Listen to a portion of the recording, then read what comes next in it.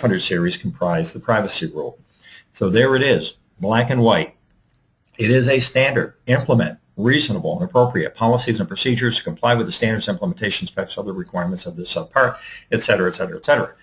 This is, in fact, we joke about this.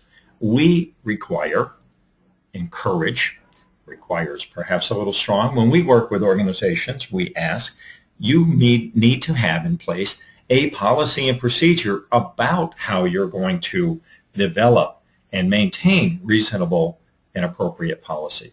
So it sounds a little bit like something from the Department of Redundancy Department, but yes, indeed, we have a policy and procedure on policies and procedure. That's the security rule.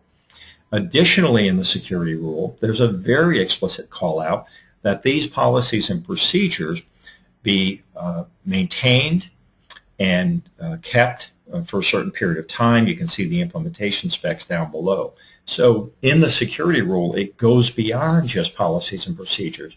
They want this to be a living, breathing program that you put in place, and beyond policies and procedures are logs, any assessments that you do, training records, training materials.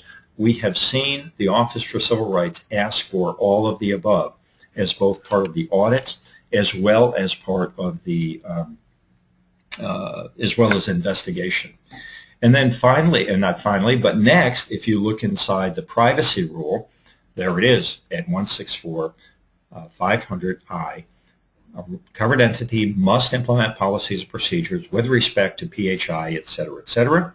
And then last but not least, inside the breach notification rule, it has a pointer back to the security rule 530I, and it's